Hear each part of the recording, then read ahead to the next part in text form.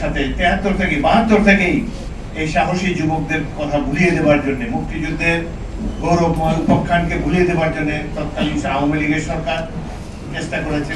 তারা বোঝাতে চেষ্টা করেছে যে কেবলমাত্র তাদের নেতাদের বক্তৃতাতেই দেশটা স্বাধীন হয়ে গিয়েছে। এই যে লক্ষ কোটি মানুষের যে আত্মত্যাগ, সারা জাতি যে যুদ্ধ করতে পারে, এই বর্ণনা ইতিহাস বইতে আপনি খুঁজতে পাবেন না।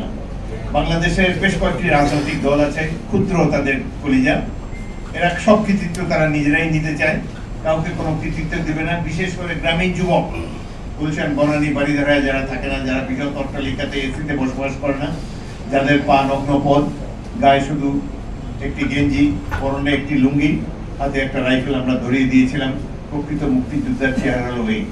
এরা যে বীর বিক্রমের যুদ্ধ করেছে, ইতিহাসে একটি লিপিবদ্ধ হয় নাই কেবল রাজনৈতিক দলের নেতাদের কুচক্রের কারণে।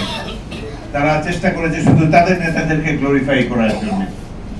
এই ধরনের চলতে চলতে অবশেষে আমরা এই জুলাই আগস্টে, 24শে আগস্টে এসে এই হারমাত বাহিনীর স্বৈরাচারের মোকাবেলা করতে পেরেছি।